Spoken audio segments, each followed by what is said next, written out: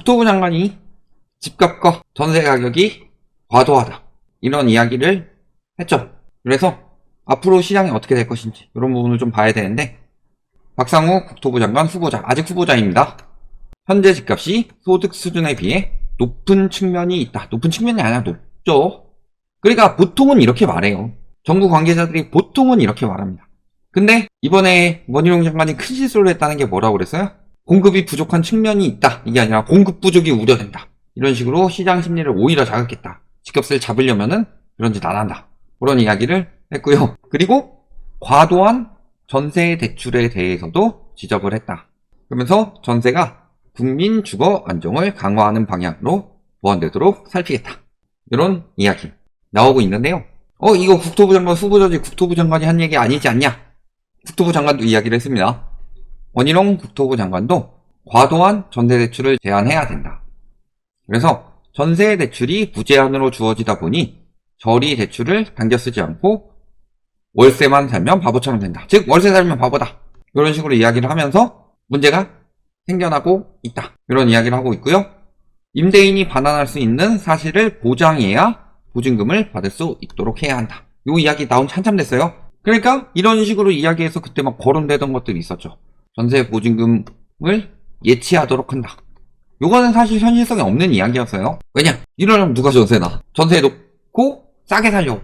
예를 들어 10억짜리 집이 있는데 내가 10억을 가지고 이 집을 산 다음에 8억 전세를 놓는다, 이게 아니라 2억 가지고 이 집을 사기 위해서 8억 전세를 놓는다, 이런 형국이기 때문에 이런 식으로는 가능성은 적다고 그랬죠. 그래서 저희가 예전부터 계속 이야기를 한 게 점진적 전세 대출 축소가 필요하다. 또 한 가지는 전세 보증금 상한이 필요하다. 지금도 보면은 빌라 업계에서 반발이 되게 심하죠. 무자금 갭승이 안 된다고 반발이 심한데, 저희가 요거를 뭐를 기준으로 가자고 그랬어요? 공시가격 대비 70%, 뭐 이런 느낌으로 전세 보증금 상한제를 만들면은 전세가 억제가 될 수 있다. 그러면 공시가격이 오르면 세금 올라간다 하고 반발만 나오는 게 아니라 투기꾼들이 세금을 많이 내겠죠. 그래서 이런 여러 가지 방법들이 있는데 그런 것들 다 내버려 두고 오히려 정부에서 관치금융으로 금리 눌러버리니까 전세시장이 자극이 된 거예요. 여러 가지 말씀드릴 거 없이요, 지금 전세시장이 자극된 이유는 크게 두 가지입니다. 첫 번째는 집값을 올리는 정책. 전세는 담보대출이랑 비슷하다고 그랬죠. 내가 이 집의 사용권을 얻는 대신에 그만큼 대출을 내주는 거다, 집주인에게. 그러니까 집주인이 갑이 되면 안 돼요. 집주인은 돈을 빌린 사람이에요. 그리고 두 번째는 뭐예요? 전세자금 대출 금리를 내려서 전세 시장의 유동성을 불어넣었다. 그러니까 말은 저렇게 해놓고 전세가를 띄웠지만 실질적으로 원희룡 국토부 장관 때랑 지금 이제 박상우 국토부 장관 후보 두 사람이 이야기를 하는 걸 보면은 정책적으로 차이가 있어 보이진 않아요. 이번 박상우 국토부 장관 후보의 이야기를 들어보면 정부가 하는 것들을 그대로 거의 할 것처럼 이야기를 하고 있지만, 그럼에도 불구하고 전세 대출이 과도하다, 그 다음에 집값도 과도하다, 이렇게 이야기가 나왔다는 것이 이게 정부의 생각이 맞는 것으로 보인다, 이런 부분이고, 그러니까 정부에서 움직임도 어떻게 되고 있어요? 지금 전세 대출이자에 대해서 DSR 적용된다고 하죠. 요게 빠질 이유가 없어요, 솔직히. DSR의 존재 이유, 명분상으로 원래 실질적인 이유는 그거예요. 은행 붕괴를 막기 위해서. 왜냐면은 글로벌 금융위기 때 무슨 일이 일어났어요? DSR 같은 거 없이 집값 올라가면 집값 올라가는 만큼 대출 계속 내주니까 결국에는 미국의 대형 은행들, 베어스턴스나 리먼 브러더스 같은 4, 5위 투자 은행들이 무너졌었죠. 그런 것처럼 은행 붕괴를 막기 위해서 하는 것이 실질적인 이유지만 명분은 뭐예요? 이런 식으로 이야기하면은, 아니 대출을 은행에서 막 내줘서 그렇지 은행에서 심사를 똑바로 해야지 왜 우리한테 대출을 규제하냐 라고 이야기가 나오니까 이 명분이 없다 아닙니까? 명분이 없잖아요. 그러니까 명분으로는 무슨 이야기를 해요? 대출 받은 사람들, 차주들의 붕괴를 막기 위해서이다. 그러면은 요런 예외사항 중에서 최대한 없애야 되겠죠. 아마 요 예외사항 중에서 이제 좀 적용될 만한 것들이 예적금 담보대출이나 또는 정책적 목적에 따라 정부 등과 협약 체결한 대출. 요거는 사실 특례보금자리로는 문제가 있었지만요, 실질적으로 정말 위험한 사람들은 DSR 오버해서라도 조금 도와줄 상황이 생길 수도 있으니까 하지만 이거는 매우 극히 예외적으로 해야 되고, 혹은 긴급대출 이런 정도 제외하고 이런 것들은 다 DSR 포함되는 게 맞죠. 사실 서민금융상품이더라도. 그러니까 그 중에서 대표적으로 전세대출 이자부터 DSR 적용이 들어가겠다.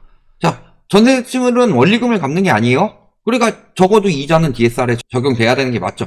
이 부분이 계속 논의가 되고 있는 거고, 이런 이야기가 나왔다는 것 자체가 정부가 전세대출을 억제할 것이다, 이런 상황이 되는 거죠. 그리고 이미 은행권에서도 전세대출 강화가 들어가고 있죠. 우리은행, 신한은행 저희가 대출 규제에 대해서 이야기를 많이 했는데, 기본적으로는 비아파트 주택 쪽에 대한 대출 제한이 많이 들어가죠. 그 외적으로도 전세대출 제한이 들어가고 있다. 그래서 은행권 전반적으로 전세대출 제한이 조금씩 늘어날 것이다. 왜? 정부에서 지금 은행에게 여러 가지를 강요를 하고 있어요. 상생금융을 이야기를 하고 있죠. 그런데 부실채권은 많이 늘어나죠. 대손충당금은 더 쌓아야 되죠. 그런데 금리는 내리래요. 그러니까 줄일 수 있는 부분에서는 대출을 줄일 것이다. 그럼에도 불구하고 가계부채는 줄이라고 하니까. 그리고 DSR 우회 부분을 많이 잡고 있는데 전세대출도 그렇게 될 가능성이 굉장히 높다, 이런 상황이기 때문에 전세값은 전세대출 때문에 오른 거예요.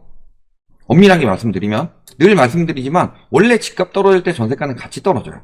아까 초반에도 정부가 전세가를 올리는 정책 중에서 집값을 올리는 정책들이 있었다, 이런 말씀을 드렸던 것처럼, 이게 어긋났던 시기는 전세자금 대출이 처음 출시가 되고 한도가 점점 더 늘어나던 그 시기, 즉 글로벌 금융위기 터지고 전세자금 대출 출시 이후에 매매가가 떨어질 때 전세가가 올라가는 현상이 일시적으로 나타났지만, 그 전에는 집값이 떨어질 때 전세가는 항상 떨어졌다. 그러니까 지금도 집값이 떨어지기 시작하니까 전세가 상승세도 꺾이고 있죠. 전세 매물 쌓이고 있죠. 이 부분을 말씀을 드리는데 언론에서는 늘 이런 식으로 이야기를 하죠. 전세 대란이 온다. 물론 반대 의견도 같이 적어놓긴 했지만 이 부분을 조금 더 신경을 기울여 쓰셨죠. 그래서 대규모 전세 사기 여파로 임차 수요가 아파트로 몰린다. 자, 요건 인정. 지금 누가 빌라나 오피스텔 들어가겠어요. 그 다음에 두 번째로 정부가 지난 7월부터 전세 보증금 반환 용도에 한해 대출 규제를 완화했다. 즉 대출 받고 버팅기는 거죠. 또 고금리 부담으로 매매 수요가 일부 전세로 전환. 이건 개소리고요. 자, 요런 거는 경제 지식이 개뿔도 없구나 라고 생각하시면 되는 거고, 그 다음에 네 번째로 월세가 오름세를 지속하자 다시 월세에서 전세로 회귀하는 수요. 말 같지도 않은 소리죠. 다섯 번째로 공급이 줄어 수급 불균형. 자, 총 공급은 오히려 늘어납니다. 핵심은 매물이라고 그랬어요. 그러니까 이 정도 두 가지 여파 정도가 전세가 상승 요인이고, 반대로 고금리 부담 때문이 아니라 오히려 저금리로 눌렀기 때문에 그렇게 된 거죠. 그리고 이야기를 하는 게, 계약갱신 청구권이 한 바퀴 돌았기 때문에 집주인이 매물을 걷어들일 수 있다. 요거 2022년 8월에 나왔던 8월 전세대란이라고 이야기를 할 때 나왔던 이론인데, 역전세대란 났죠? 개소리란 거 알죠? 그 다음에 월세값 말할 것도 없고, 그 다음에 매매 가격에 비해 전세 가격이 상대적으로 덜 올라갔으니까 상승 여력이 더 있다. 매매 가격은 합리적으로 올라간 거예요, 그럼? 뭐 말 같지도 않은 개소리라고 있어.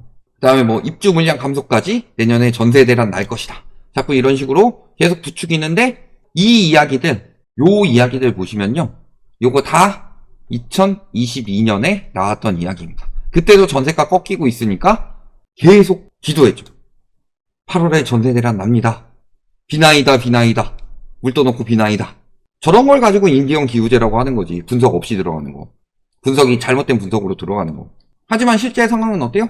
보증금 하락에 여걸세 내고 있다고 그러죠. 저번에 저희가 타 유튜브 참고해서 만든 적 있었죠. 전세가가 올라가는 이유는 집주인이 역전세를 돌려줄 여력이 없기 때문에 전세자금 대출을 많이 받게 만들고 여걸세를 한다. 다만 여걸세는 굉장히 위험한 행위다. 그래서 추가 대출이 나오지 않아서 세입자에게 여걸세를 돌려주고 있다. 그래서 주요 지출 증감률을 보면은 이자 비용이 가장 많이 증가하고 있습니다. 지금 물가가 올라가는 게 문제가 아니라요, 월평균 소득의 주요 지출 증감액은 이자 비용이 가장 많이 나오고 있어요. 그러니까 무너지는 건 순식간이지. 전세대출 받은 사람들도 마찬가지고, 전세대출 받은 사람들도 이자 비용이 엄청나게 늘었어요. 과거보다 이자 비용 엄청나게 냈기 때문에 전세 대출을 줄여야 맞는 건데, 전세가 올라간다고 언론에서 계속 부추기니까 집주인들이 전세가를 안 내리고, 그러니까 세입자들도 계속 그 모양 그 꼴로 전세 이자를 많이 내고, 그러니까 당연히 내수시장 안 살아나고. 언론이 나라를 망치고 있다니까요. 거기다가 전세자금대출은 금리 영향이 주담대보다 더 크다고 그랬죠. 왜? 주담대는 원리금이니까 원금 비중이 높지만 전세자금대출은 원리금이 아니고 이자만 내다가 2년 후 일시상환인 경우가 많기 때문에 금리에 따라서 내는 이자가 늘어나기 때문에 전세자금대출에 엄청나게 큰 영향을 준다. 그래서 금리가 올라가면 전세자금대출이 축소가 되고 그러면 전세가가 떨어진다. 예전에는 매매가가 전세가를 판가름하는 주요 요인이었다면 요즘엔 금리가 굉장히 심했다. 그래서 DSR 같은 경우는 매매가에 엄청난 영향을 주지만 전세가 같은 경우는 금리 영향이 크다. 이런 부분을 말씀을 드렸죠. 그리고 지금 전세자금대출 이자 말씀하셨는데 지금 막 누른다고 하더라도 주담대는 누르는데 전세자금대출 금리는 오르고 있습니다. 그래서 12월 8일 기준으로 주담대는 3.76에서 6.02 요거를 상생금융 압박 넣어가지고 3.66에서 5.98까지 낮췄죠. 그런데 전세자금대출 금리는 4.04에서 6.7 여기서 하단이 4.23으로 올라가게 됩니다. 전세자금대출 금리 안내를 보면 주요 은행 7곳이 금리를 올렸다. 그래서 하나, 우리, 농협 이런 곳들이 금리를 올리고 있고 토스뱅크 이런 곳들도 금리를 올리고 있다. 즉 아까도 말씀드렸어요. 정부에서 상생금융 압박 놓고 취약계층을 지원하라고. 근데 집을 사는 사람보다는 전세 사는 사람들이 더 취약계층일 경우가 많죠. 그런데 집 산 사람들 이런 사람들을 취약계층으로 규정하고 진짜 취약계층은 잘 도와주지 않는다. 그러다 이번에 그나마 나온 게 자영업자 이자 환급해주는 그 정도. 부동산 살리려고 진짜 취약계층은 안 도와주고 있어요. 그런 상황인 거고 그 다음에 아까도 이야기했지만 지금 국토부 장관 후보가 전세자금 대출이 과도하다 이 이야기를 했어요. 그러면은 아마도 상생금융 압박을 넣으면서 주담대 금리를 누르면 전세자금 대출 금리도 원래는 같이 누르려고 했을 텐데 그렇지 않았다는 거. 이 전세 시장의 문제가 크다는 걸 정부에서도 인식하고 전세 부양책은 쓰지 않는 상황으로 흘러가고 있다. 이렇게 보시면 되겠죠. 그리고 실질적으로 이게 관치금융이라고 이야기하는 거는 코픽스 금리가 올라갔는데 전세자금 대출 금리는 코픽스 영향을 그대로 받고 주담대는 눌린 거다. 이런 상황이 된 거고. 그리고요, 세입자 입장에서 잘 생각하셔야 돼요. 허그에서 돈 못 돌려줄 가능성 높아집니다. 전세금 못 돌려주는 집주인이 늘어나서 올해 보증사고액은 4조 원이다. 이게 어느 정도 규모다? 지금 현재까지 3조 9,657억 원이니까 4조 넘어갈 가능성이 높죠? 그럼 작년 대비로 4배 가까이 늘어나는 상황인데 문제는 이미 보증보험 지급 거절이 급증하고 있다. 뭐라도 핑계를 잡을 거예요. 아까 여걸세 이야기했죠. 여걸세는 실질적으로 전세자금 대출을 많이 받기 위해서 내려야 하는 전세를 안 내린 거죠. 이거 일종의 사기죠. 그리고 세입자가 거기에 동의를 한 거죠. 월세를 받으니까. 그렇다는 것은 전세보증보험 적용 시에 안 돌려줄 수도 있다는 소리예요. 자금이 부족하니까 심사가 점점 더 까다로워질 겁니다. 이런 상황에서도 내가 굳이 집주인들 좋으라고 비싼 전세로 대출 잔뜩 받아서 들어갈 이유가 있느냐. 이 부분을 잘 생각해 보시면은 앞으로 보증 못 받는 사례들이 늘어나면은 아파트 시장도 전세가 위험해집니다. 거기에 지금 전세 가격 같은 경우 꺾이고 있고 전세 대출 금리는 계속 올라가고 있고 은행권은 규제 강화하고 있어요. 그러면 내년에 전세가도 떨어집니다. 그러면 시장 어떻게 되느냐. 다시 패닉 셀링 나올 수밖에 없다. 이렇게 보시면 되겠습니다.